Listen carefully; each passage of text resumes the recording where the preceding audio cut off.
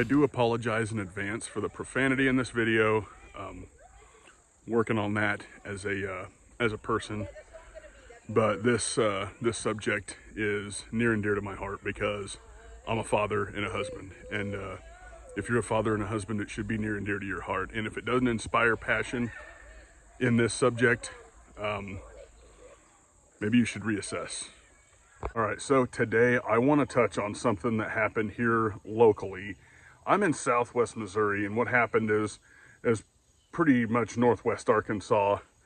I'm close enough to the border. This is totally a family outing type closeness. Like, it could have been me and my family walking on that trail. Things would have turned out different just by virtue of, I mean, unless he got the drop on me, but I don't go places unarmed. And I don't care whether it's legal or not. I'm not telling you to break the law, but I am not ceding my right to protect my family to any bureaucrat that thinks that they have the right to tell me where I can and can't protect my family and their gift of life. So there was a couple in their early 40s with their children, young children, like single-digit age kids, on a hike in Devil's Den, which is near Fayetteville, Arkansas, about 50 miles from where I'm at. I'm down that way very frequently. And this goober smooch that happened to be a public school teacher, and if you look up the stuff, it's kind of a spotty tenure he had. Come to find out he's a public school teacher. Well, I guess he likes getting stabby with people, and come out and apparently he stabbed the husband first, and the wife ran back, took the kids to the car, and was gonna come back. The wife and kids got away. She stashes the kids in the car for God knows what reason to go back and help her husband. Terrible mistake. She's completely unarmed. The husband, I assume, didn't have a gun on him either. And she goes back and meets the same fate, gets stabbed to death by this idiot. He takes off, and it's like 2 or 3 days later, that person is still driving the same vehicle in, I believe it's Springdale, in and around that area, and he's getting a haircut, and he gets identified just, I think, through the vehicle and a police sketch, which, I mean, the police sketch did not look much like the guy, but either way, they caught him. The whole thing seems a little bit fishy, but from just the average reporting on it, you know, this guy was a school teacher and was in and around people's kids. And that's one of the reasons I don't send my kid to public school, because you don't know who you're actually sending your kids to school with.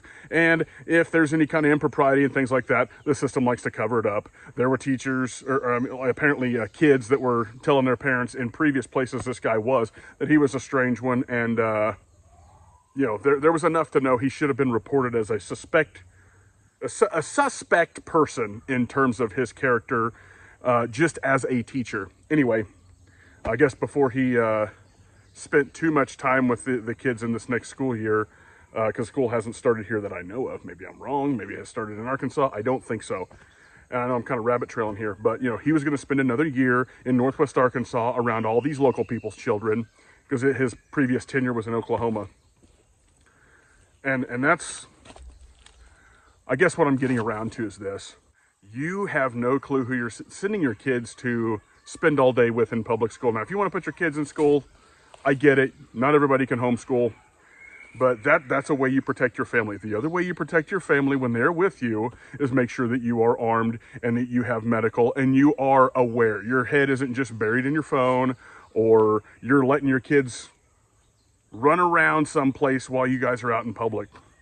I personally don't do that at this point. I'm pretty much hyper aware of what's going on around me, and I'm carrying a gun 99% of the time, unless there's some dumbass reason that would absolutely get me rolled up, going to a damn police station or something like that, where I'm going to be checked and I'm not allowed to legally have it, and I just can't carry it in there. I don't give a fuck what Walmart says.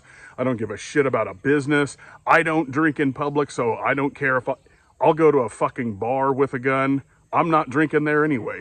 So don't let anybody tell you that you are not allowed to protect your family. And as far as a man with a family, you have a duty to be the person that is the first responder. First responders generally show up after you're dead and make a report on the crime if you're talking public stuff. They're good for car wrecks, they're good for shit like that. They are not good for stabbings and murder attempts. You are the first responder to a murder attempt. And medically, you're still your first responder. In a medical event, you should know how to tourniquet off a limb, things like that. But as a grown man, if you haven't decided or come to the realization that you are responsible for your family, you're letting them down. This isn't to trash the guy that's dead. I don't know everything that went on in his life. Maybe he did have a gun and the guy got the drop on him. I don't know. Be more aware, okay? Some of us are going to make it, some of us aren't. You can't win all of them. I get that. But if you are a man with a family, you need to make sure that you are equipped and trained to take care of their ass medically and in a fighting situation, preferably with a gun, and be ready to respond to these types of things, because lunatics apparently are going to public parks and everywhere else at this point. I don't think the world's getting better. And I would encourage you, if you don't have a gun, you need to pick one up and you need to go get some level of training or spend time with somebody who can teach you how to safely react to a encounter with somebody who is an assailant. Okay, you don't have to go to a gun school or whatever to do that. You can do that competently with somebody who knows what they're doing, a veteran, somebody who has been to a gunfighting school. There's plenty of people out there. My point is, you need to take responsibility for the safety of your family, because if you don't, they are open to the shit that happened in Devil's Den, getting stabbed in front of their children. And if you haven't had these conversations with your wife, that is another thing. That woman should have never went back. I get that that's her husband. I have told my wife, under no circumstances are you to return if I am in trouble. You get the kid the fuck out of there, and you go call the cops or whatever. If she's not carrying a gun, then I guess by all means respond. If your wife's carrying a gun, she should learn how to respond. But if she is not comfortable carrying a gun, and a lot of people's wives aren't, you need to have some ground rules on that. Your wife doesn't ever need to go back. If you weren't able to handle it, she sure as shit isn't going to handle it either, period. So with that, this is just one guy's opinion, that a man with a family has a responsibility to protect his family. You are letting them down if you have not taken that responsibility seriously, and carrying a gun, being aware, getting trained, learning how to use it, and be effective with your medical and your firearm, period. I would encourage you all to do something on that level to be able to protect the gift of life that your family has. You're not going to be able to live with yourself if something happens to your kids, or, I mean, honestly, your kid needs you as much as anything else. These kids who have lost their parents, they are going to need therapy. There's part of their life is ruined. Part of them is going to carry a scar for the rest of their life, and it could have possibly been avoided. Now, like I said, I don't know the entire situation, but those kids are going to suffer for not having their parents, whether it was a stoppable thing or unstoppable. And if I have anything to say about it, I know God's in charge of all of it from top to bottom. God's in charge of life and death. But I think that he also gives us a brain to use, and taking personal responsibility for their safety is a duty as a man, as a Christian, and I know you've heard me drop some F-bombs in this video, but it's serious. This is dead serious. There's a couple who neither parent is there for their kids now. Those kids are going to have a hole in their life where their parents, who they once knew, are stabbed to death by some piece of shit that should hopefully be executed soon. I'm sure that the state will drag their feet at doing that, and we can spend another 20 grand feeding the guy until 2036 or something stupid like that.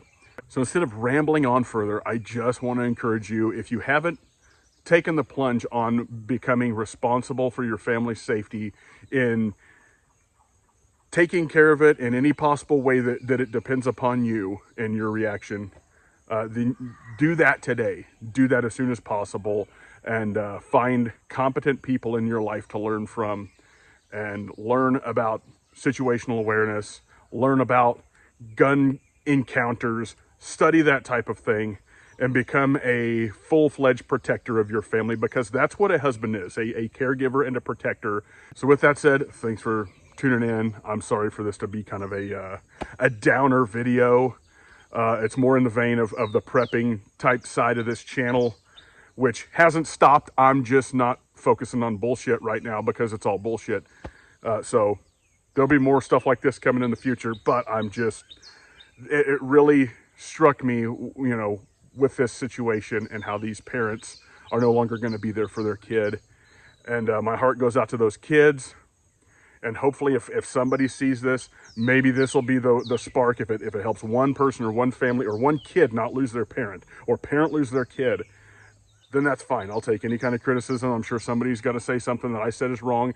I don't give a fuck, okay? If this helps one person become aware and save one person from having this happen to them, then that's cool. I'm down with that. And hopefully YouTube doesn't yeet this video.